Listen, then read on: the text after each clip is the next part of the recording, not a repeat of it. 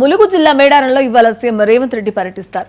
సాయంత్రం 4 గంటలకు మేడారం చేరుకుని అమ్మవార్లకు ప్రత్యేక పూజలు నిర్వహించి ఆ తర్వాత పోలీస్ హైకమాండ్ కంట్రోల్ ప్రారంభిస్తారు.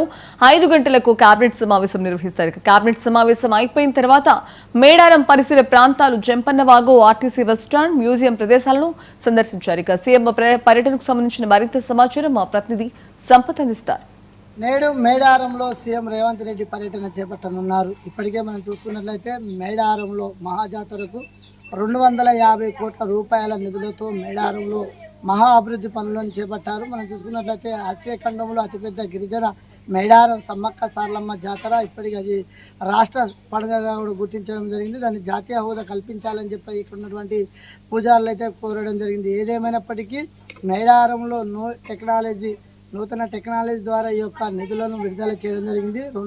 9వ నెల 23వ తారీఖు నాడు సీఎం రేవంత్ రెడ్డికి వచ్చి ఇక్కడ ఉన్నటువంటి పనులను పరిశీలించి ఈ న్యూ టెక్నాలజీ మోడల్ పనులను ఏర్పాటు చేయాలని చెప్పి ఇక్కడ అధికారులకు ఆదేశాలు జారీ చేయడం జరిగింది. ఆ పనులు పూర్తి దశలు అయిపోయాయి. ఈరోజు 4:30 సీఎం రేవంత్ రెడ్డి మేడారం చేరుకొని ప్రత్యేక పూజలు నిర్వహిస్తారు. అమ్మవారికి తులాభారం అందించి చీర చారె పసుపు కుంకుమ సమర్పించి అనంతరం మేడారం మహాజాతర పనులను విజిట్ చేస్తారు. అనంతరం పోలీస్ కమాండ్ కంట్రోల్ రూమ్ ప్రారంభిస్తారు. అనంతరం కేబినెట్ సమావేశం ఏర్పాటు చేస్తారు. ఆ పరిసరాల ప్రాంతాలను పరిశీలన చేస్తారు. అటు జంపన్నవాగ్తో పాటు ఇటు RTC bus stand, police command control rooms ఇవన్నింటినీ కూడా విజిట్ నిర్వహించి అనంతరం ఈరోజు రాత్రి ఈయనే మేడారం జాతరలో ఉంటారు. మేడారం జాతర హరిత హోటల్లో బస చేస్తారు. అనంతరం 19వ తారీఖు ఉదయం మేడారం పరిసరాల ప్రాంతాలను మళ్ళీ విజిట్ చేసి అధికారులతో సమీక్ష సమావేశం ఏర్పాటు చేసి 9-10 గంటల ప్రాంతంలో హైదరాబాద్ బయలుదేరనున్నారు. తెలంగాణ రాష్ట్ర ముఖ్యమంత్రి సీఎం రేవంత్ రెడ్డి